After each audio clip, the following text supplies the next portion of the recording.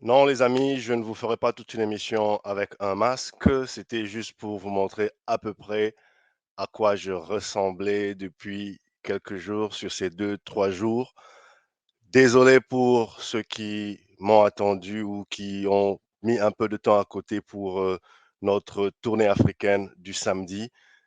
Je n'ai pas pu, les amis. J'ai envoyé une notification à cet égard. Je me suis excusé. J'étais terriblement grippé. Et en ce moment, je résiste encore contre cette satanée grippe, mais je fais de la résistance. Alors, ceci dit, j'ai beau jouer le gros muscle, je suis encore un peu fatigué et donc on va essayer de faire un parti pris congolais le plus abrégé possible. Bienvenue à vous tous qui me rejoignez aujourd'hui et donc je dis salut les amis, bienvenue à ce nouveau numéro, ce parti pris congolais, ce nouveau numéro de Excel Africa BizTech, cet espace qui tente de décrypter des enjeux de transformation numérique et de commerce international, des enjeux à l'intersection du numérique, du commerce international, pour le développement, pour la souveraineté en Afrique et en RDC. Je suis très ravi de vous retrouver aujourd'hui. Moi, c'est Dr. JP Mouka. Aujourd'hui, vous êtes avec moi pour en ce dimanche 13 novembre pour ce parti pris congolais. Notre heure habituelle, c'est midi, Montréal, Kinshasa 18h, Djobourg 19h. Merci à vous tous qui avez pris un peu de votre temps pour me rejoindre aujourd'hui. Eh ben, nous allons discuter un peu, nous allons partager. Comme vous l'avez probablement vu dans ce que j'ai posté ce week-end. Aujourd'hui, on va essayer de bavarder un tout petit peu autour de la COP27, étant donné qu'elle a occupé pas mal l'actualité de cette semaine. Donc, on va essayer d'élargir nos horizons, parler un peu COP27, ce dossier extrêmement vaste. On va essayer de le simplifier pour ceux qui n'ont pas suivi le film. Et on va essayer aussi de poser certaines questions qui pourront faire que vous réagissiez, qui pourront faire que eh ben, vous me disiez voilà, qu'est-ce qu'il en est, comment ça se passe dans votre pays, qu'est-ce que la RDC devrait faire, qu'est-ce que votre pays, quel qu'il soit, devrait faire, et comment nous, en tant que jeunes professionnels, on pourrait, à notre modeste mesure, influencer les décisions, influencer les décideurs, influencer les politiques publiques, influencer le secteur privé à travers des services, à travers des solutions. Eh ben, c'est pour ça que nous avons cet espace entre jeunes, entre professionnels, entre chacun qui a un peu de connaissances, beaucoup de curiosité sur quelques domaines et partir de la théorie vers qu'est-ce qu'on peut concrètement essayer de faire pour faire bouger les lignes sur notre continent, pour faire bouger les lignes dans nos pays respectifs et en République démocratique du Congo en ce qui me concerne et qui concerne beaucoup d'entre vous. Bienvenue donc pour ce 50e numéro. J'aimerais vous dire sincèrement merci les amis. 50e numéro. Alors, l'aventure, elle est en train de prendre forme, les amis. Il n'y a pas de doute là-dessus. Elle est en train de prendre forme. Je me rappelle encore de mes premiers, deuxième, troisième, de mes 10 premiers numéros où c'était encore, voilà, ça commençait, on tâtait le terrain, on lançait un peu un hameçon pour voir si ça accroche. Et grâce à vos commentaires, les amis, grâce à vos feedbacks, grâce à vos critiques, grâce à vos suggestions, eh ben, on y est, ça continue, les amis. C'est 50 numéros. Derrière ces 50 numéros, ce dont je suis le plus fier aujourd'hui, les amis, et j'aimerais partager cela avec vous en 2 secondes, c'est derrière ces 50 numéros, c'est des milliers d'heures de travail, de recherche, de vérification, d'apprentissage. Je parle avec du monde, je lis des trucs, j'écoute des vidéos, j'écoute des podcasts. Bref, pour vous préparer un contenu de qualité, c'est énormément de travail derrière. J'espère que ça se voit. Je le dis souvent à beaucoup d'entre vous qui ont, à qui j'ai l'occasion de parler. C'est beaucoup de travail, mais c'est pas du travail, les amis. C'est un plaisir. C'est absolument plaisant de faire ce travail pour vous. Alors, certains le savent, d'autres ne le savent pas. Moi, ça fait quelque temps que je me suis distancié j'ai pris mes distances avec la recherche, on va dire, la recherche universitaire. D'accord? Je suis docteur en gestion des technologies de l'information.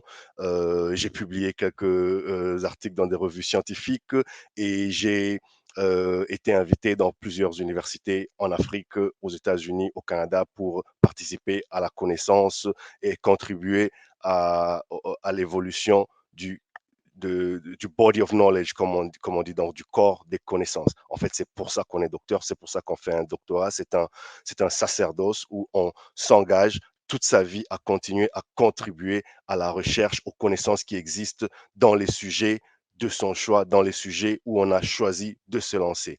Par contre, les amis, moi, j'ai j'ai décidé depuis un certain temps de m'éloigner de la recherche, on va dire, universitaire. Je dis pas scientifique, parce que ça, c'est autre chose. On n'a pas le temps pour ça aujourd'hui. Je dis universitaire. Donc, je fais de la recherche indépendante et parmi la recherche indépendante que je fais, je conçois ce contenu. Je fais des recherches sur des contenus qui touchent à la BizTech, c'est-à-dire le business, le commerce, en particulier le commerce international d'une part, et le numérique, la transformation numérique, ce que j'appelle tech, d'où la contraction BizTech. Et donc, depuis quelques temps comme ça, je fais un certain travail d'écriture. Certains de ces numéros, donc parmi les 50 numéros aujourd'hui, je vous en parle parce que c'est un milestone un peu pour moi. Je célèbre ce 50e numéro avec vous, bien entendu. C'est encore rien, mais c'est quand même déjà un peu du chemin, d'accord? Et pour moi, chaque numéro constitue un aspect d'un sujet où j'ai fait de la recherche, soit j'ai eu une consultation, une immersion professionnelle, parce que à la base, je suis un consultant, donc soit j'ai eu une immersion professionnelle avec, avec d'autres, voilà, avec d'autres parties sur le sujet, soit j'ai fait une recherche individuelle ou avec d'autres collègues sur le sujet, et donc j'en tire un certain aspect pour discuter avec vous. Discuter avec vous, profiter d'avoir aussi votre expérience de terrain, parce que beaucoup d'entre vous n'êtes peut-être pas des expérimentés de la BizTech, mais vous avez des expériences diverses dans vos domaines précis. C'est par rapport à ça que j'ai décidé de faire, de monter cette œuvre pour justement vous exposer certaines de mes réflexions. Et donc, elle contribue à un travail que je suis en train de faire. Je fais un travail d'écriture depuis un certain temps, je fais un travail de recherche et et voilà, tout ça prendra une forme, je vous le partagerai au fur et à mesure que j'avance. Donc, ça va se finir sur, ce qui est sûr, c'est que ça va pas finir sur de la recherche universitaire. Ça va pas finir sur des articles universitaires. Ce n'est pas ça qui m'intéresse. J'ai l'habitude de dire, ce qui m'intéresse le plus en ce moment, à ce stade de ma carrière professionnelle, c'est d'inspirer plutôt que d'enseigner. Évidemment que lorsque l'occasion se présente, évidemment que lorsque j'ai le temps et je suis intéressé par la chose, j'enseigne, c'est-à-dire je partage quelques connaissances et je les ouvre à la connaissance des moins expérimentés, des plus jeunes, des jeunes étudiants et tout. Mais moi, ce qui me drive le plus, les amis, ça n'est pas d'enseigner, c'est d'inspirer. Et comment inspirer si on n'est pas interactif? Inspirer par de partir des réalités des gens.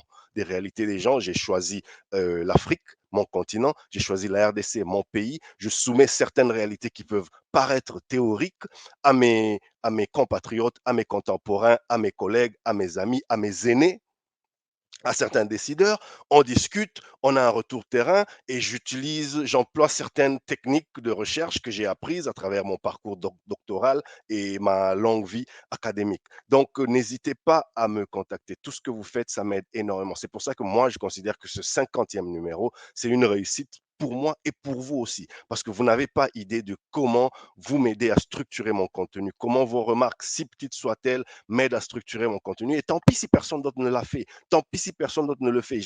Moi, je ne suis pas un conformiste de nature, d'accord? Donc, moi, je suis ici pour tracer mon chemin, tracer ma route. Je suis en concurrence avec personne. Je crois avoir très peu de choses encore à prouver dans tous les domaines où je me suis engagé. Je dis bien où je me suis engagé parce que, évidemment, je ne peux pas prétendre avoir la science infuse dans des domaines qui ne m'intéressent pas.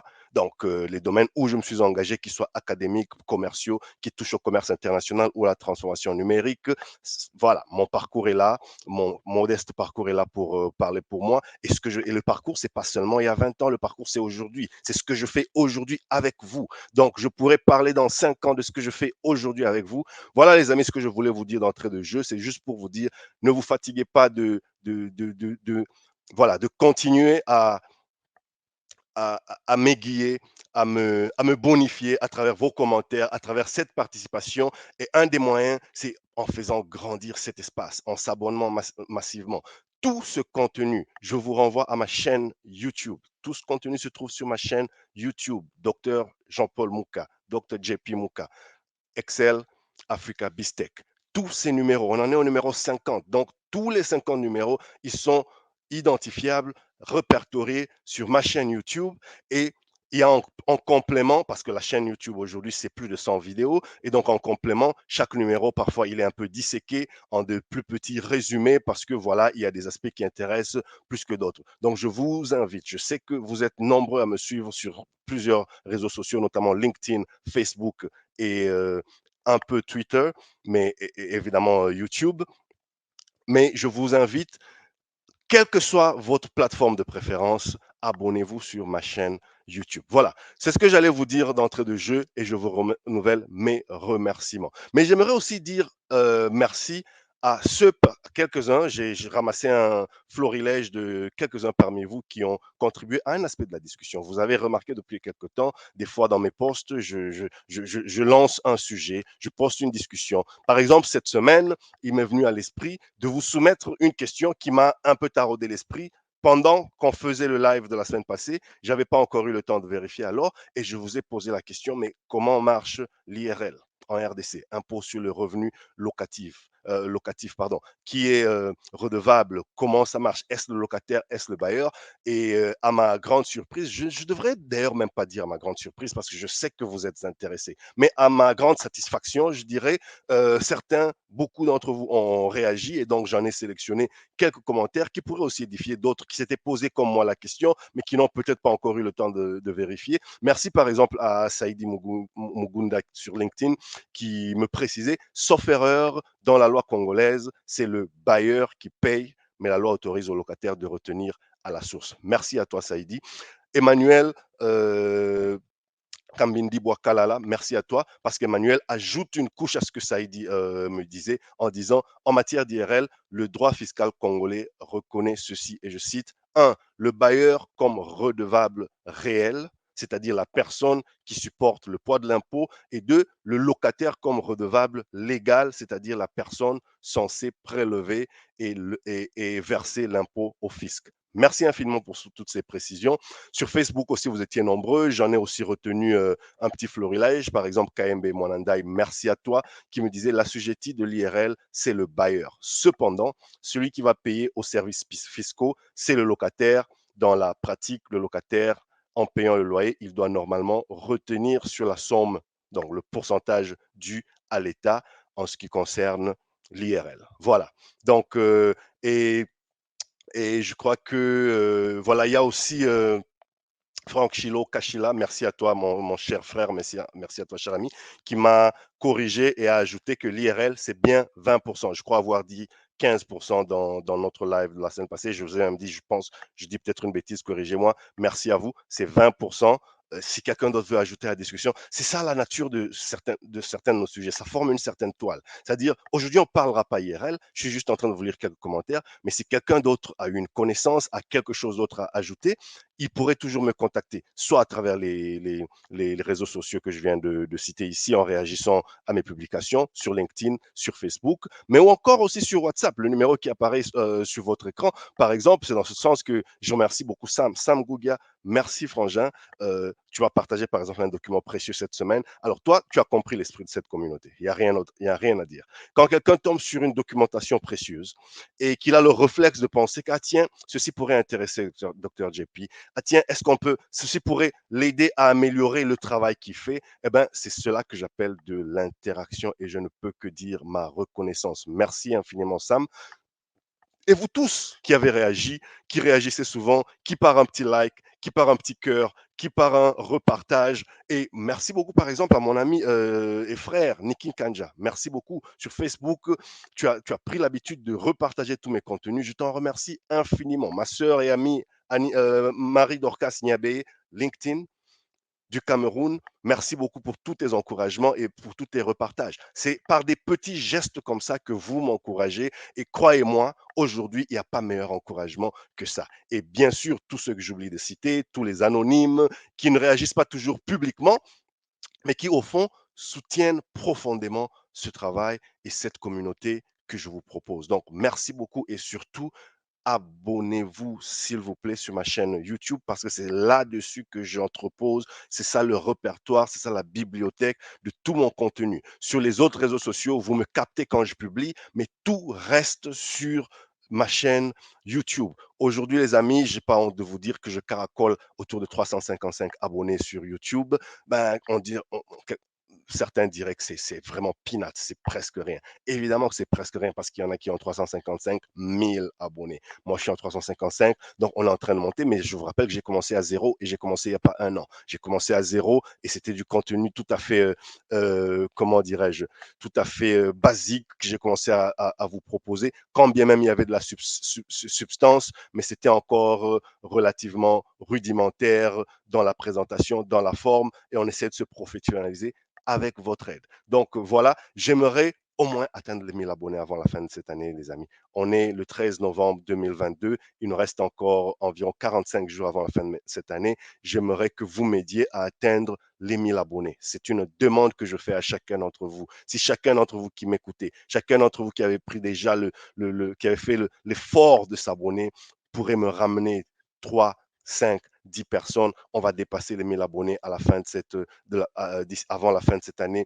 Et 2000 abonnés, vous savez, déjà, il y a certaines facilités qui s'ouvrent sur la façon dont mon compte est traité sur la plateforme YouTube, mais aussi, c'est un travail où la croissance devient exponentielle, elle n'est pas linéaire. Le plus difficile, c'est d'aller de 0 à 1 à 10 abonnés. Une fois que tu as 10, 100, ça devient un peu plus facile. Une fois que tu as 100, 300, ça devient un peu plus facile parce que c'est du contenu qui ne se suit. On n'est pas sur une manière linéaire. C'est-à-dire que vous partagez à des gens qui partagent, à des gens qui partagent, qui aiment, qui n'aiment pas, qui commentent. Certains me ramènent des abonnés tout simplement parce qu'ils ont fait un commentaire méchant. Voilà. Ils ont critiqué l'œuvre, ils la trouvent pas intéressante, ainsi de suite. Mais quand ils en ont parlé, leur contact à eux ont trouvé que, ah tiens, mais c'est quelle œuvre ici qu'on est en train de tronçonner comme ça. Et quand ils ouvrent, ah, ils ont une petite idée, ah, ils se disent, moi, ça m'intéresse. Ah, peut-être que vous pourrez faire ceci un peu mieux. Voilà comment sont conçus les réseaux sociaux. Voilà la viralité que l'on nous propose. Et donc, j'ai besoin de vous, les amis. Je compte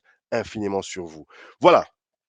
Donc, si on peut aller, chers amis, dans le vif du sujet pour aujourd'hui, je vous ai promis qu'on parlerait un peu de la COP27, cette COP27 qui se passe actuellement à Sharm el-Sheikh en Égypte. Ce qu'il faut en savoir, les amis, en deux mots. Eh ben, il s'agit d'un sommet auquel participent donc 197 pays afin de discuter du changement climatique et de ce que les pays font pour affronter et résoudre ce problème de changement climatique.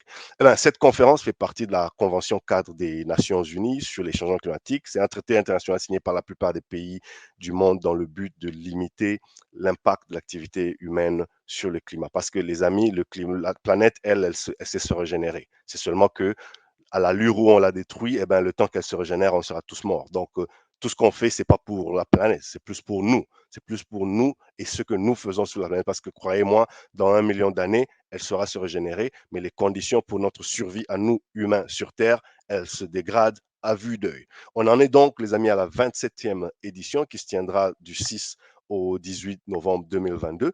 Mais pourquoi elle a lieu en Égypte? Eh bien, sachez que le pays hôte se choisissent selon un système de rotation entre continents. L'année passée, vous avez tous suivi, c'était à Glasgow, c'était autour de l'Europe, en Écosse, Glasgow. L'Égypte avait présenté sa demande, exprimé son désir, ce qui a été retenu. Alors, les, tout ça, il faut qu'on arrive à parler des enjeux de la COP27 parce que c'est une grande messe. Vous avez suivi, c'est des dizaines de milliers. Il n'y en a que pour ça dans les médias en ce moment. D'ailleurs, je suivais un article intéressant un élément intéressant sur RFI ce matin allez, comment dirais-je, qui décriait un peu les conditions parce que ça coûte énormément cher là-bas. Bref, la plupart des convives, des invités là-bas, des participants se plaignent. Il y a quelqu'un qui disait qu'il fallait payer 100 euros, l'équivalent de 100 euros, 100 dollars pour 3 sandwichs et des trucs comme ça. D'ailleurs, si vous me suivez et que vous êtes là-bas, ben, faites-moi partie de votre expérience. Hein. Aidez-moi à partager votre expérience dans cette communauté. Comment ça se passe là-bas?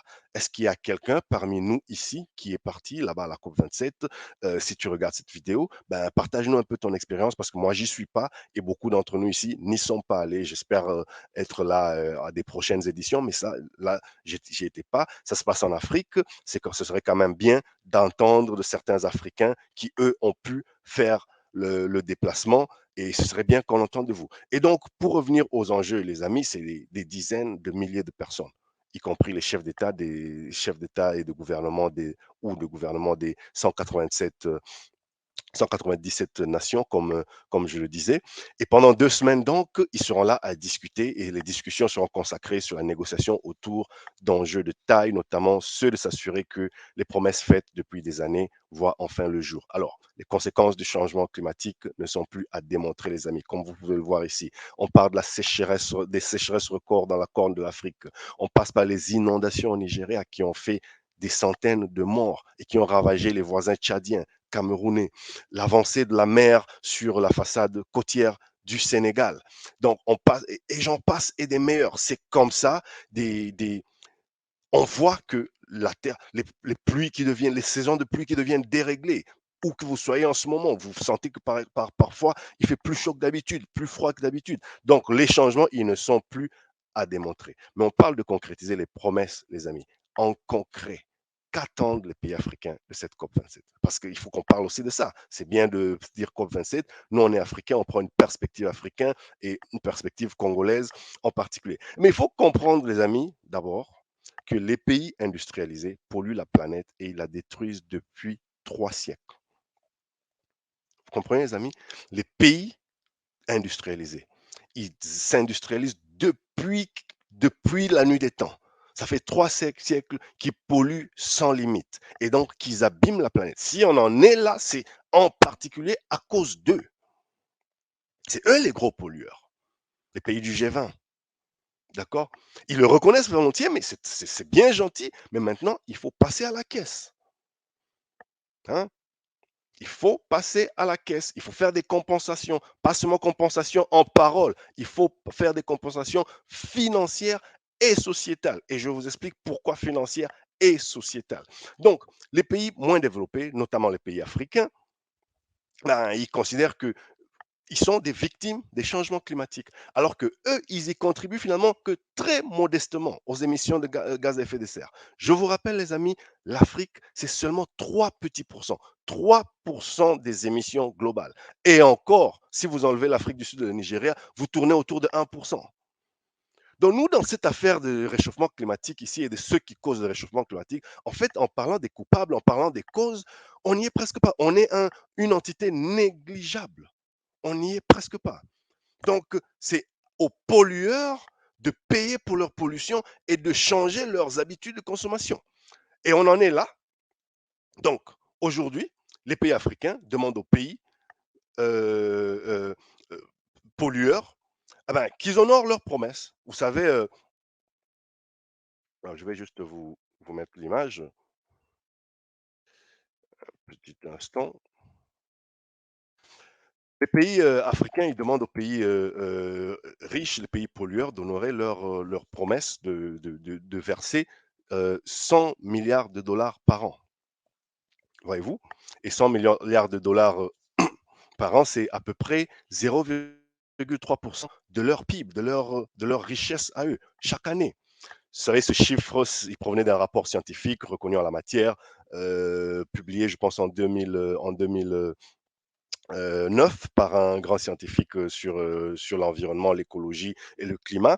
Et donc, c'était à cette époque-là à peu près 0,3% de leur PIB. Bon, c'est resté un peu comme un totem. Il y a eu un certain fétichisme autour de 100 milliards par an. Écoute, ça aurait pu être 99 ou peut-être 101 milliards pour ceux qui se posent la question. C'était à peu près 0,3% du PIB des pays riches. Mais pourquoi faire? Eh bien, pour aider les pays moins riches à s'adapter au changement climatique, notamment en réduisant les émissions des gaz à effet de serre, ce que l'on appelle l'atténuation dans le cadre des négociations du climat. Donc, mais aussi, c'est en transformant leur mode de vie. Donc, aider les pays à amorcer ce changement vers changement d'habitude, changement de leurs us et coutumes pour adopter des usages qui seraient moins dévastateurs pour la planète. C'est ça qu'on appelle en gros l'adaptation. En plus, les pays moins riches exigent aussi la reconnaissance des dommages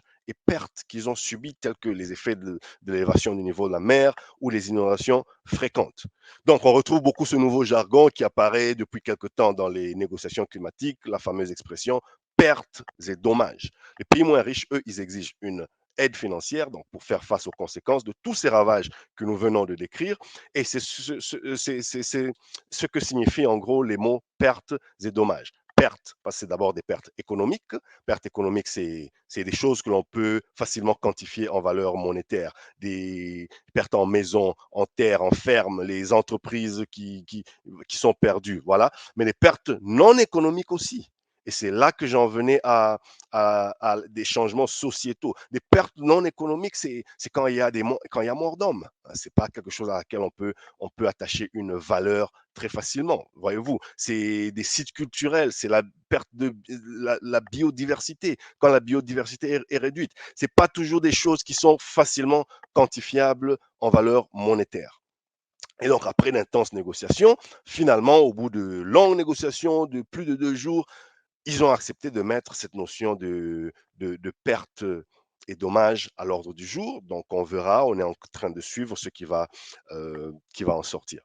Ce qui m'amène donc à dire 2 mots sur la COP27, la présence de la RDC, parce qu'après tout, c'est aussi un parti pris congolais ici, à cette COP27.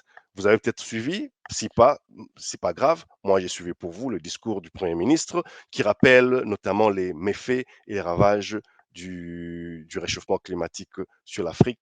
Euh, il rappelle par exemple le rapport du GIEC, ce groupe de scientifiques qui estime que ben, le point de non-retour est en train d'être rapidement atteint.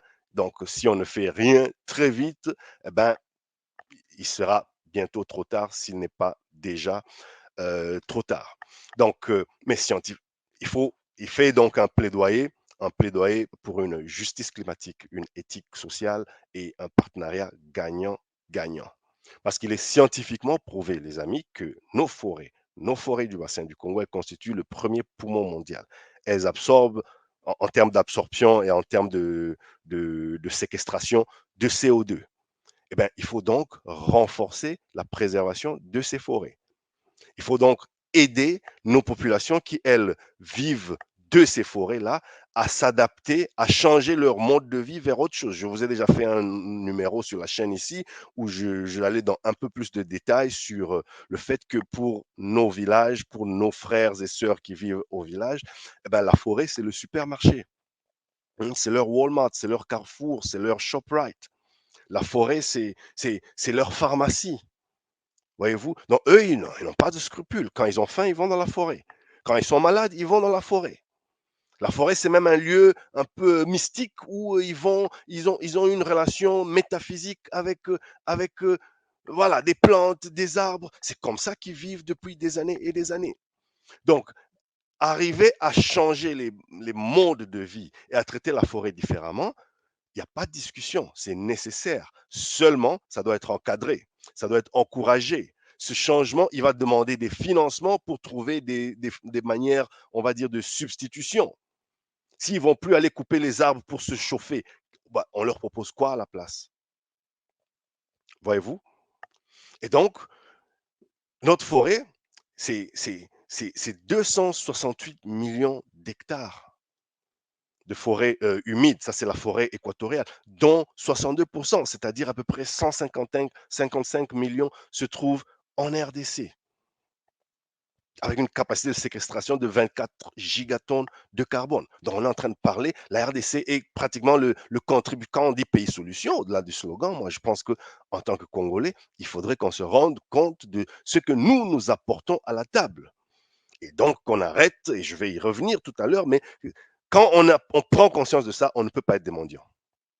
Ben voilà, on ne peut pas être de mendiant, quel que soit celui qui est en face. On ne peut pas être des mendiants parce que c'est clair qu'on n'est pas les seuls, mais comment, la solution ne peut pas passer autrement que par nous. Lorsque nous avons 62% de cette forêt qui constitue le premier poumon du monde. Mais ça, on n'oublie pas aussi nos tourbières, qui ont une capacité de séquestration de 30 milliards de tonnes, c'est-à-dire 30 gigatonnes de CO2 et 150 mégawatts de capacité de production de production électrique. On n'oublie pas nos minerais stratégiques, cobalt, cuivre, manganèse, nickel. Donc, on est un acteur incontournable, les amis. Nos autorités semblent en avoir pris conscience. Il suffit d'écouter notre Premier ministre, il suffit d'écouter notre vice-premier ministre, ministre de l'Environnement, développement durable, environnement. Ben, c'est absolument, la prise de conscience, elle est là. Maintenant, il faut que ça se traduise dans des actes concrets. D'accord? Alors, il y a aussi, voilà, il faut qu'on nous aide. C'est-à-dire les pays qui ont créé ces problèmes, il faut qu'on nous aide et ça passe par plusieurs choses. Ça passe par les problèmes sécuritaires. Le Premier ministre Samuel Condé le disait à la COP27. Problème sécuritaire, on a la guerre, on a le problème de la guerre à l'Est. Voilà, il y a tout un tas de batteries de mesures qui doivent être mises en place. Et aussi longtemps que les gens qui peuvent aider la situation regarderont ailleurs, feront l'hypocrite, eh ben, qu'on ne vienne pas nous dire que voilà, la RDC doit changer alors qu'on on ne participe pas à notre changement. Mais nous aussi, on a un rôle à jouer. Nous, c'est-à-dire notre État, notre gouvernement. Mais j'y reviens. Donc, vous avez suivi par exemple les réunions préparatoires qu'il y a eu, et ça témoigne de l'importance que notre pays est en train de prendre dans cette prise de conscience climatique parce que au mois d'août à Yangambi se sont tenues ces réunions. J'avais quelques images à vous montrer, je ne sais pas pourquoi elles n'arrivent pas, mais bon, écoutez, je ne vais pas m'embêter avec des glitches techniques en ce moment. On va continuer sans. Et donc, le Premier ministre nous a aussi rappelé ce qui s'est passé au mois d'août avec les réunions préparatoires qui se sont passées à Yangambi. Il y avait eu un conseil plutôt scientifique suivi d'un sommet des ministres. Mais les mots qui reviennent, les amis, et il faut qu'on commence à les intégrer dans notre manière à travailler de tous les jours, dans les startups que nous créons, pour ceux qui créent des petites entreprises, pour ceux qui recherchent des financements. C'est les besoins d'adaptation, c'est les besoins de résilience. Parce que nous, en RDC, on joue un grand rôle, comme je venais de l'expliquer. Et sans nous, ben, le monde aura du mal à atteindre les fameux 1,5 degrés de réchauffement, parce que le réchauffement, lui, il est inévitable. L'idée ici, c'est de le juguler, c'est de le limiter à 1,5 degrés Celsius par an, sinon ce sera la catastrophe. Donc voilà, lorsqu'on se retrouve être un pays qui compte 10% des réserves mondiales en eau douce, 52% des eaux douces en Afrique, avec un fleuve qui a un débit extrêmement puissant et des potentialités hydroélectriques extrêmement puissantes, eh ben, il faut que l'on arrive à rendre notre pays attractif pour que ceux qui ont les moyens aujourd'hui viennent y investir. On veut empêcher à nos populations rurales de se chauffer avec le feu de bois, eh ben, il faut leur offrir du courant. Aujourd'hui, le taux d'électrification en RDC, c'est quoi? 11, 12, 13%. Mais dans les villages, ça tombe à 1%. Pour que la moyenne arrive à 13%, c'est parce qu'on compte des villes qui sont très électrifiées et tout. Dans les villages, on est à 1%. À part si vous avez un village où vous avez la chance d'avoir une mine qui passe par là, c'est l'énergie pratiquement des miniers et peut-être une ligne qui va desservir une partie de la population. Le reste, on est dans le noir. Dans ces conditions, les gens n'arrêteront pas d'aller couper le bois pour se chauffer. Donc, ceux qui veulent vraiment qu'on change nos mentalités, eh ben, il faut leur ôter des prétextes en leur présentant des projets comme des projets de centrales hydroélectriques, comme des projets dans des énergies vertes, énergies renouvelables, parce qu'on a du vent, on a du soleil, je vous refaire d'ailleurs euh, au superbe atlas électrique, électrique ou énergétique, bon, bref, atlas des énergies, du potentiel énergétique de la RDC. C'est un gros document qui est téléchargeable gratuitement en ligne, même si j'avais appris que parfois à Kinshasa, on demande de passer au ministère pour le récupérer à 500 $. Je sais pas. En tout cas, moi, je l'ai téléchargé gratuitement en ligne, mais c'est une bible de tout ce qui peut être fait sur notre potentiel en création d'énergie. Les énergies, notamment hydroélectricité, éolien, solaire. Donc voilà, pour notre grand pays, toutes les régions, toutes les provinces, tous les endroits ne se valent pas, mais il y a des endroits qui ont plus de potentiel en hydro, des endroits qui ont plus de potentiel en solaire et des endroits qui ont plus de potentiel en, en éolien et en d'autres, en géothermique même. Voyez-vous? Donc voilà, adaptation, transformation des mentalités locales. Parce qu'aujourd'hui, nous, dans nos villages, ben, on fait de la transformation sur brûlis. C'est des cultures comment, de subsistance et puis on fait de la transformation sur brûlis. Et donc, on détruit les sols, on détruit les forêts. Eh ben, pour arriver à remplacer ça, il n'est pas logique que nous soyons les victimes et qu'on s'attende à ce que nous soyons ceux qui font le seul effort. Alors, il faut aussi que l'Afrique parle d'une même voix. Dans ce sens, d'ailleurs, j'ai beaucoup aimé la chronique cette semaine sur RFI de Jean-Baptiste Placat, je ne peux pas le dire mieux que lui. Eh ben, il faut que l'Afrique fasse entendre sa voix à la COP27. Et comment? Ben, en faisant déjà face à cette cruauté, ce cynisme des nations riches qui ont abîmé la planète. On ne le répétera jamais. C'est elles, ces nations riches, qui ont abîmé la planète. Aujourd'hui, on essaie de faire la morale à tout le monde, mais ça n'est pas les Africains. Les Africains, c'est très peu de responsabilité dans ça. Et donc, en mettant finalement la main à la poche sur ces promesses des 100 milliards qui a été faites depuis 2009. Alors que les besoins seuls de l'Afrique se chiffreraient à environ 85 milliards. Donc, on a beaucoup de besoins. Et alors, pourquoi les nations africaines seraient-elles assignées à l'indigence? Ça, c'est une question qui se pose. Pourquoi on serait assigné à la pauvreté? Pourquoi on serait assigné à rester pauvres, nous? Donc, pour les nations riches, le mot-clé, c'est la responsabilité et non pas la solidarité.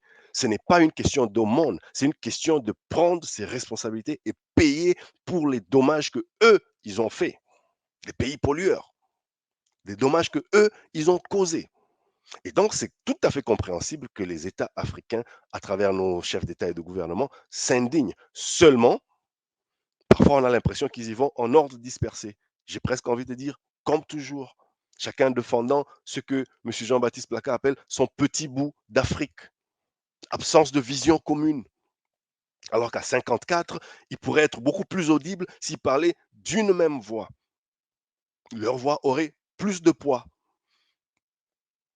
Donc, en gros, les amis, pour commencer à conclure, moi j'ai envie de vous demander, mais est-ce que vous n'êtes pas un peu fatigué? Est-ce que vous n'en avez pas un peu marre de tout ce manège qui commence de plus en plus à ressembler à un cirque? C'est chaque année pareil, c'est chaque année pareil. Ben moi, je suis un peu lassé de tout ça. Décidément, dans ce monde, moi, je suis en train de comprendre que c'est les rapports de force qui comptent. La morale, les bonnes volontés, la gentillesse, faut oublier, épargnez-moi ces affaires-là. Ça n'existe pas. Quel que soit le pays qui vous en parle, on est tous des beaux parleurs, des beaux prêcheurs, mais c'est les rapports de force qui comptent. Donc, nous, Africains, nous devons déterminer notre cap de développement. Nous devons arrêter de compter uniquement sur la bonne volonté des pays riches. Il faut continuer à faire la pression comme actuellement à la COP27, pour que ceux qui doivent payent ceux qui doivent, parce que ça n'est pas une faveur. Encore que les montants dont on est en train de parler ici, ça n'est pas des dons, les amis. C'est des financements qui vont passer être gérés par les institutions de Bretton Woods et d'autres banques internationales. Qui dit institution de Bretton Woods dit intérêt, qui dit intérêt dit dette. Donc, il ne faut pas que, à travers ces montants que nous sommes en train de réclamer, on puisse encore grever nos budgets nationaux et on puisse encore hypothéquer l'avenir de nos enfants plus qu'il ne l'est déjà. Parce qu'aujourd'hui, on est en train d'hypothéquer l'avenir de nos enfants, notre avenir que nos aînés avaient scellé, notamment en RDC, à travers des éléphants blancs qui ont été scellés dans les années 70. Donc aujourd'hui, en 2020, en 2022, on est en train de répéter 50 ans.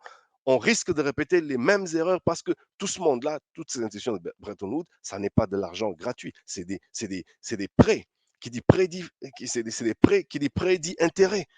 Qui dit intérêt dit il faut rembourser avec les financements locaux. Et donc, si on ne s'y prend pas bien, ben, on sera parti encore pour 5 autres décennies à ne faire que payer des dettes. Et puis en 2060, on va nous faire un petit effacement de dettes. Et nous, on va s'en gargariser pendant 10 ans pour dire on a atteint je sais quel autre point d'achèvement.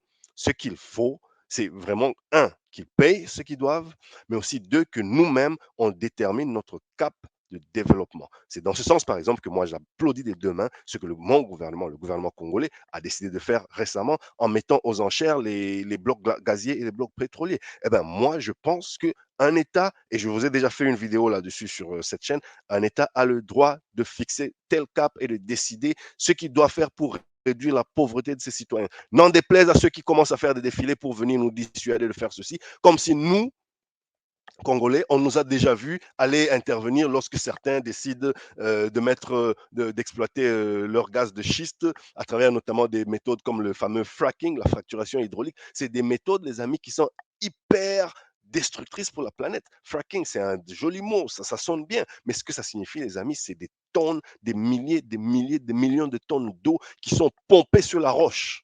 Est-ce que vous voyez ça? Qui sont pompées sur la roche pour essayer, pour atteindre le gaz qui, lui, se cache, est enfoui sous la roche et l'aspirer à la surface de la terre. Donc, la prochaine fois qu'on vient vous emmerder parce que vous avez juste arrosé votre pelouse, dites-vous qu'il y en a, eux, qui pompent des milliards et des milliards de litres d'eau pour retirer le gaz de schiste du sous-sol et voilà, nous le vendre pour l'électricité et tout. Donc, un peu de justice, d'équité, mais aussi qu'on se fasse respecter parce que quand ça se passe sous d'autres cieux, je ne vois pas mes dirigeants aller s'ingérer pour dire que voilà, c'est pas bien de faire d'exploiter les gaz de schiste.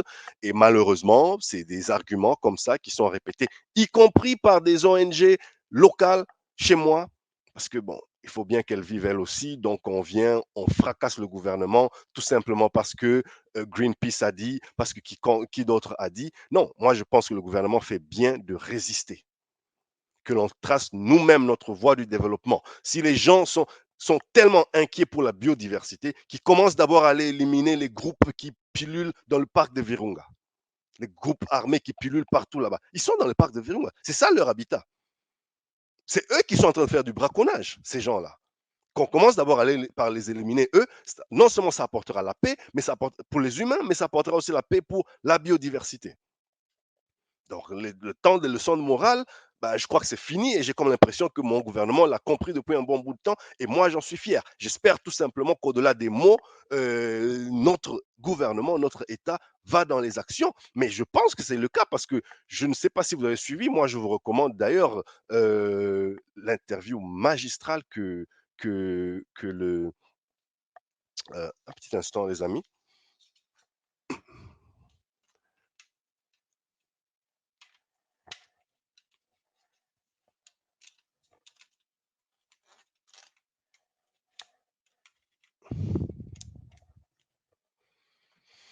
Ah, voilà. J'ai eu un petit problème d'électricité, mais là, on est revenu parce que j'avais pas branché mon chargeur.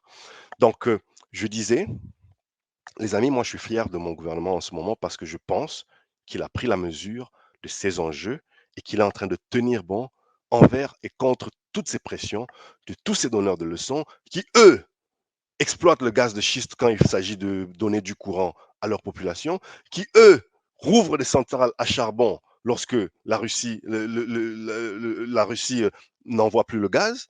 Mais nous, on ne peut pas ouvrir un petit puits à pétrole quelque part parce que ça détruirait la biodiversité. Ben, pourquoi on ne peut pas faire les deux? Pourquoi on ne peut pas exploiter nos richesses et ceux qui ont la technologie, la connaissance et les vertus, les bons conseils, venez nous aider. Qu'on travaille ensemble, apportez-nous la technologie, il y a des moyens de contourner. Il n'y a qu'une poignée de parcs d'air protégés qui sont empiétés par, ces puits à gaz et gaziers et pétroliers. Ce n'est pas moi qui le dis d'ailleurs. J'étais en train de vous dire, je vous recommande instamment la belle interview, magistrale interview que le négociateur de la RDC, M. Tossim Panoupano, a tenu la semaine passée sur RSI. C'était dans Echo d'ici Echo d'ailleurs. Énorme, magistrale, je vous la recommande. Ben, il vous explique que non seulement c'est pas comme si les parcs étaient superposés aux aires protégées, il y a par-ci, par-là, quelques petits empiètements, mais il y a aujourd'hui des technologies qui font qu'on peut les contourner. Pourquoi on ne pourrait pas nous exploiter nos richesses? Pourquoi? Et le plus triste, c'est quand on entend des Congolais se le répéter comme des perroquets. parce que, voilà, tel homme blanc a dit que c'est pas bien. On ne se rend même pas compte du potentiel qu'il pourrait y avoir. Évidemment que peut-être qu'il y aura des abus. Évidemment qu'il faut les anticiper aujourd'hui. Il faut qu'on tienne notre gouvernement responsable aujourd'hui pour que ces abus-là ne suivent pas. On a vu que les exploitations minières ont mené à des abus. On a vu que les exploitations pétrolières ont mené à des abus. On a vu la fameuse malédiction des ressources naturelles. Mais ça n'est pas pour autant qu'on doit mettre une croix sur nos richesses. Si quelqu'un nous veut tellement de bien, qu'il vienne, déjà qu'il investisse, qu'il parle avec sa poche plutôt que toujours de parler avec des leçons de morale. Mais ensuite, qu'on mette cette technologie au service du peuple congolais, que l'on transforme les richesses qui sont produites au Congo localement, qu'ils amènent des usines, pendant que nous, on fait des efforts pour assainir notre environnement des affaires. Voilà, c'est un cheminement, les amis. Il faut à un moment qu'on sorte de ces complexes-là. Moi, je n'ai pas envie d'entendre des compatriotes congolais ou des politiciens congolais qui s'opposent juste parce qu'il faut s'opposer. Comme c'est le gouvernement qui l'a fait, ça doit être mauvais. Ben, peut-être qu'il y a quelque chose à redire, peut-être qu'il y a des choses à améliorer, mais faisons-le dans ce sens-là.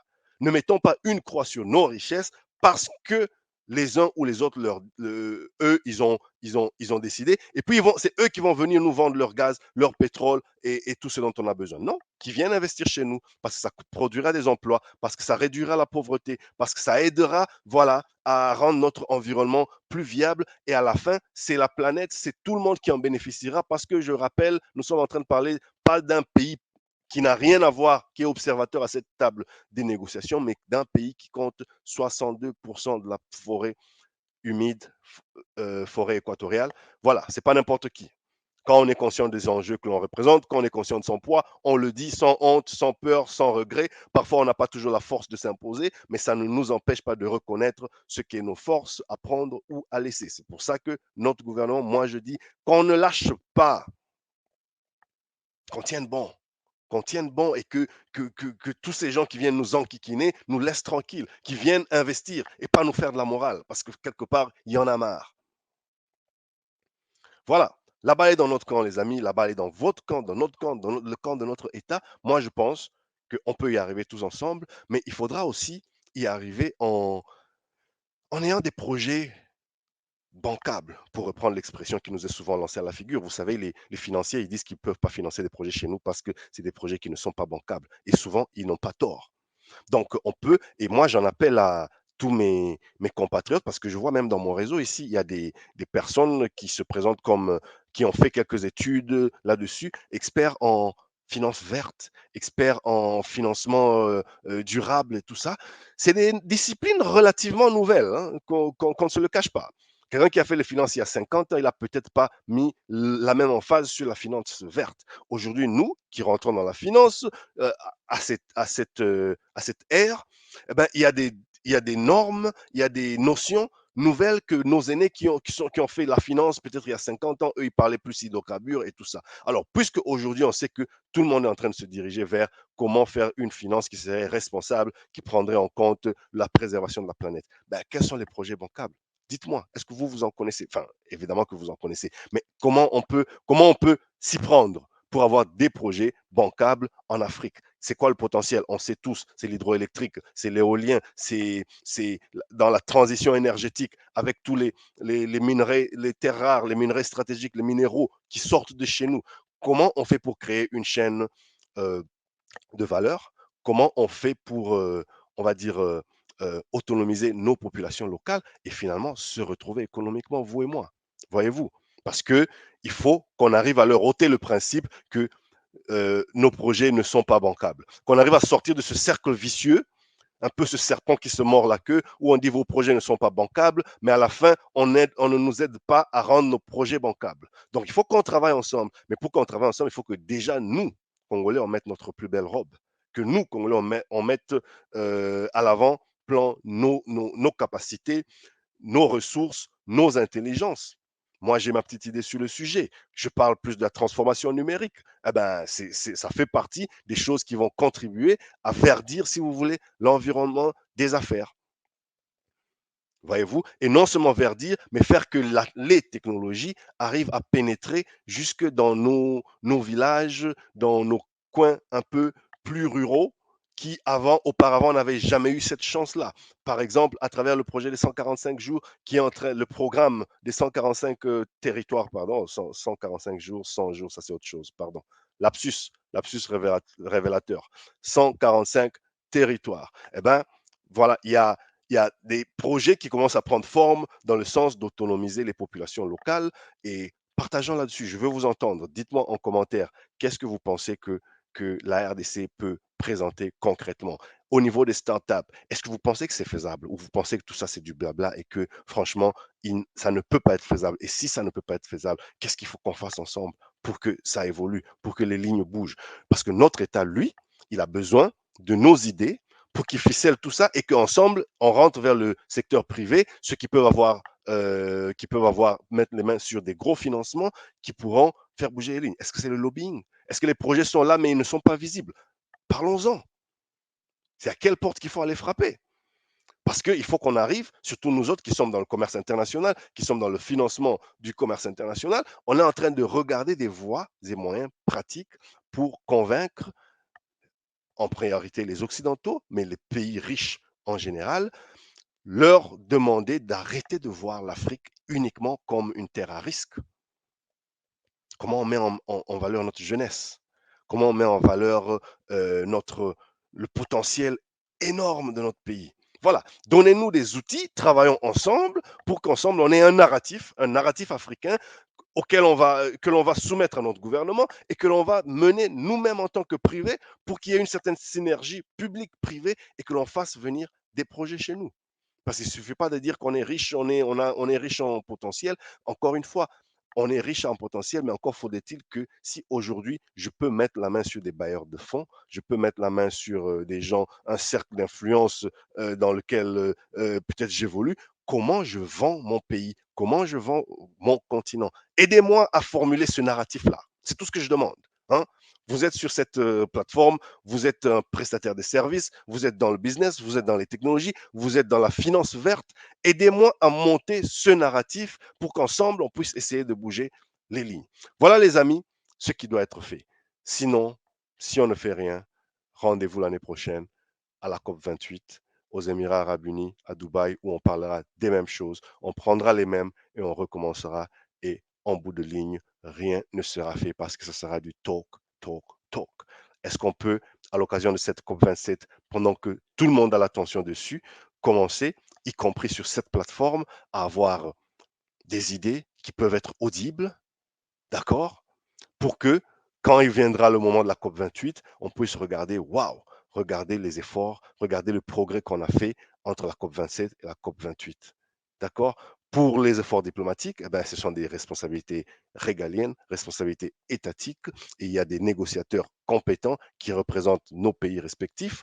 Nous autres, que vous soyez dans l'universitaire, dans l'académie, dans la petite entreprise, ou que vous soyez consultant indépendant, parlez-moi de ce que vous croyez être des idées qui peuvent faire bouger les lignes, structurant des pensées comme ça ensemble, montons des plaidoyers pour et envers nos autorités, ceux qui aujourd'hui sont aux manettes de nos États, de nos gouvernements, et qu'ensemble, on puisse faire changer les lignes. C'est dans ce sens-là que je dis, ensemble, vous et moi, essayons un temps soit peu d'éclairer les masses, les informer du progrès, les outiller pour la concurrence. Voilà les amis, ce sera tout pour aujourd'hui.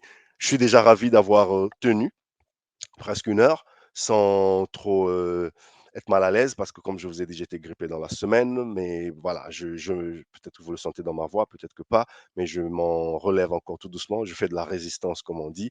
Donc, les amis, prenez soin de vous et des vôtres. Moi, je vous retrouve très bientôt pour un nouveau numéro. D'ici là, abonnez-vous sur ma chaîne YouTube, s'il vous plaît, partagez ce contenu et tous les petits résumés que je vais tailler de ce contenu et tous les petits ajouts, ils sont identifiables sur ma chaîne YouTube. Vous les retrouvez là-bas, Dr Jean-Paul Mouka, Dr JP Mouka. Continuez à m'envoyer vos commentaires. LinkedIn, Facebook, YouTube, Twitter. Continuez à m'envoyer vos commentaires. Continuez à m'interpeller. Envoyez-moi vos voix sur WhatsApp. Voilà les amis. Bon dimanche chez vous. Bon début de semaine. Prenez soin de vous et de vôtres. Chap, chap.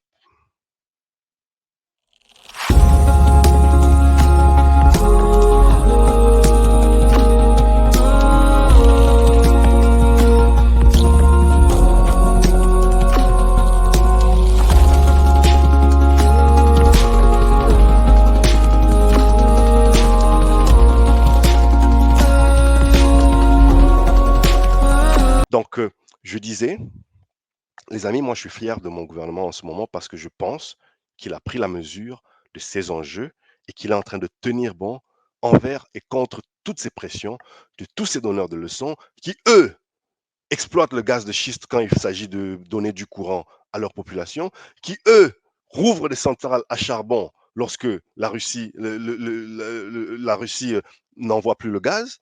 Mais nous, on ne peut pas ouvrir un petit puits à pétrole quelque part parce que ça détruirait la biodiversité. Ben, pourquoi on ne peut pas faire les deux? Pourquoi on ne peut pas exploiter nos richesses et ceux qui ont la technologie, la connaissance et les vertus, les bons conseils, venez nous aider. Qu'on travaille ensemble, apportez-nous la technologie, il y a des moyens de contourner. Il n'y a qu'une poignée de parcs d'air protégés qui sont empiétés par, ces puits à gaz et gaziers et pétroliers. Ce n'est pas moi qui le dis d'ailleurs. J'étais en train de vous dire, je vous recommande instamment la belle interview, magistrale interview que le négociateur de la RDC, M. Tossim Panoupano, a tenu la semaine passée sur RSI. C'était dans Echo d'ici Echo d'ailleurs. Énorme, magistrale, je vous la recommande. Ben, il vous explique que non seulement c'est pas comme si les parcs étaient superposés aux aires protégées, il y a par-ci, par-là, quelques petits empiètements, mais il y a aujourd'hui des technologies qui font qu'on peut les contourner.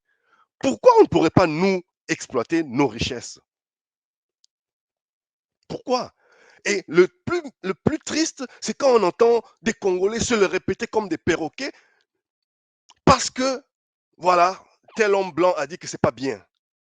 On ne se rend même pas compte du potentiel qu'il pourrait y avoir. Évidemment que peut-être qu'il y aura des abus. Évidemment qu'il faut les anticiper aujourd'hui. Il faut qu'on tienne notre gouvernement responsable aujourd'hui pour que ces abus-là ne suivent pas. On a vu que les exploitations minières ont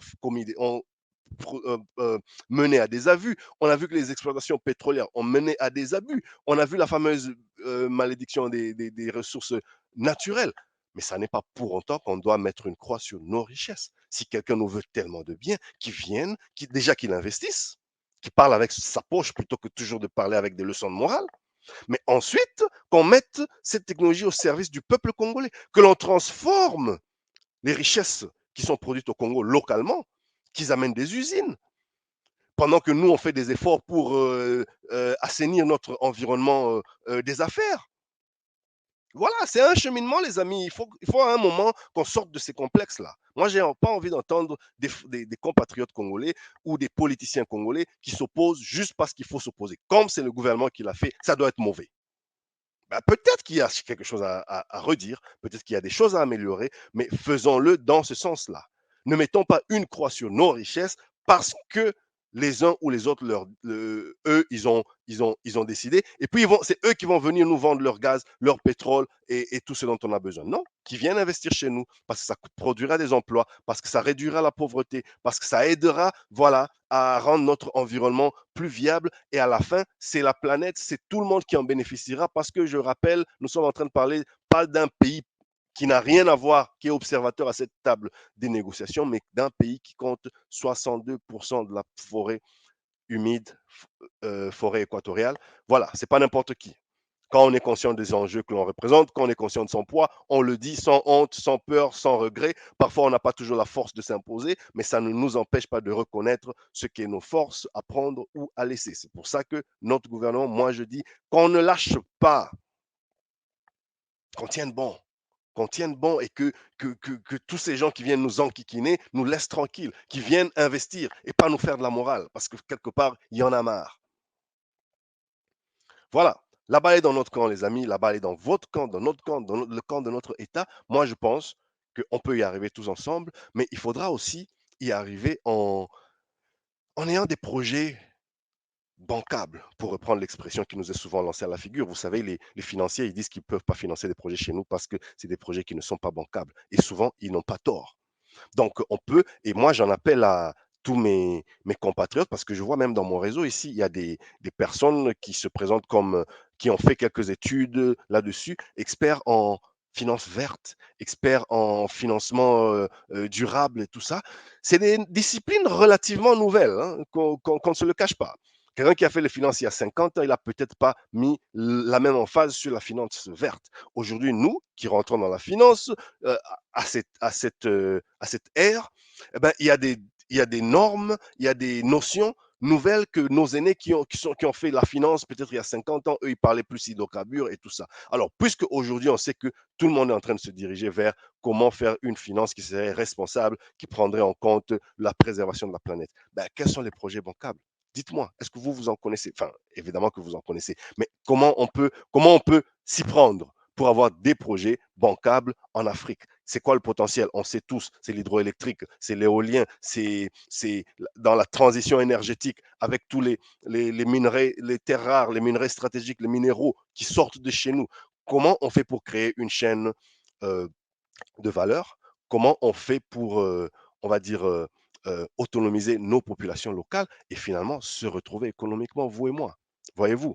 Parce que il faut qu'on arrive à leur ôter le principe que nos projets ne sont pas bancables. Qu'on arrive à sortir de ce cercle vicieux, un peu ce serpent qui se mord la queue, où on dit vos projets ne sont pas bancables, mais à la fin, on ne nous aide pas à rendre nos projets bancables. Donc, il faut qu'on travaille ensemble. Mais pour qu'on travaille ensemble, il faut que déjà nous, Congolais, on mette notre plus belle robe. Que nous, Congolais, on mette à l'avant plan nos capacités, nos ressources, nos intelligences. Moi, j'ai ma petite idée sur le sujet. Je parle plus de la transformation numérique. Eh ben, ça fait partie des choses qui vont contribuer à verdir, si vous voulez, l'environnement des affaires. Voyez-vous? Et non seulement verdir, mais faire que les technologies arrivent à pénétrer jusque dans nos villages, dans nos coins un peu plus ruraux qui auparavant n'avaient jamais eu cette chance-là. Par exemple, à travers le projet des 145 jours, qui est en train, le programme des 145 territoires, pardon, 145 jours, 100 jours, ça c'est autre chose, pardon. Lapsus révélateur. 145 territoires. Eh bien, voilà, il y a des projets qui commencent à prendre forme dans le sens d'autonomiser les populations locales et partageons là-dessus. Je veux vous entendre. Dites-moi en commentaire qu'est-ce que vous pensez que la RDC peut présenter concrètement. Au niveau des startups, est-ce que vous pensez que c'est faisable ou vous pensez que tout ça c'est du blabla et que franchement, ça ne peut pas être faisable? Et si ça ne peut pas être faisable, qu'est-ce qu'il faut qu'on fasse ensemble pour que ça évolue, pour que les lignes bougent? Parce que notre État, lui, il a besoin de nos idées pour qu'ils ficellent tout ça et qu'ensemble, on rentre vers le secteur privé, ceux qui peuvent avoir, mettre les mains sur des gros financements qui pourront faire bouger les lignes. Est-ce que c'est le lobbying? Est-ce que les projets sont là mais ils ne sont pas visibles? Parlons-en. C'est à quelle porte qu'il faut aller frapper? Parce qu'il faut qu'on arrive, surtout nous autres qui sommes dans le commerce international, qui sommes dans le financement du commerce international, on est en train de regarder des voies et moyens pratiques pour convaincre en priorité les Occidentaux, mais les pays riches en général, leur demander d'arrêter de voir l'Afrique uniquement comme une terre à risque. Comment on met en valeur notre jeunesse? Comment on met en valeur le potentiel énorme de notre pays? Voilà, donnez-nous des outils, travaillons ensemble pour qu'ensemble on ait un narratif africain que l'on va soumettre à notre gouvernement et que l'on va mener nous-mêmes en tant que privés pour qu'il y ait une certaine synergie publique-privée et que l'on fasse venir des projets chez nous. Parce qu'il ne suffit pas de dire qu'on est riche, on est riche en potentiel. Encore une fois, on est riche en potentiel, mais encore faudrait-il que si aujourd'hui je peux mettre la main sur des bailleurs de fonds, je peux mettre la main sur des gens, un cercle d'influence dans lequel peut-être j'évolue, comment je vends mon pays, comment je vends mon continent. Aidez-moi à formuler ce narratif-là. C'est tout ce que je demande. Hein. Vous êtes sur cette plateforme, vous êtes un prestataire de services, vous êtes dans le business, vous êtes dans les technologies, vous êtes dans la finance verte. Aidez-moi à monter ce narratif pour qu'ensemble, on puisse essayer de bouger les lignes. Voilà, les amis, ce qui doit être fait. Sinon, si on ne fait rien, rendez-vous l'année prochaine à la COP 28 aux Émirats arabes unis, à Dubaï, où on parlera des mêmes choses, on prendra les mêmes et on recommencera. Et en bout de ligne, rien ne sera fait parce que ce sera du talk, talk, talk. Est-ce qu'on peut, à l'occasion de cette COP 27, pendant que tout le monde a l'attention dessus, commencer, y compris sur cette plateforme, à avoir des idées qui peuvent être audibles, d'accord, pour que quand il viendra le moment de la COP 28, on puisse regarder, waouh, regarder les efforts, regarder le progrès qu'on a fait entre la COP 27 et la COP 28. D'accord? Pour les efforts diplomatiques, eh ben, ce sont des responsabilités régaliennes, responsabilités étatiques, et il y a des négociateurs compétents qui représentent nos pays respectifs. Nous autres, que vous soyez dans l'universitaire, dans l'académie, dans la petite entreprise, ou que vous soyez consultant indépendant, parlez-moi de ce que vous croyez être des idées qui peuvent faire bouger les lignes, structurant des pensées comme ça ensemble, faisant, montant des plaidoyers pour et envers nos autorités, ceux qui aujourd'hui sont aux manettes de nos États, de nos gouvernements, et qu'ensemble, on puisse faire changer les lignes. C'est dans ce sens-là que je dis, ensemble, vous et moi, essayons un tant soit peu d'éclairer les masses, les informer du progrès, les outiller pour la concurrence. Voilà les amis, ce sera tout pour aujourd'hui.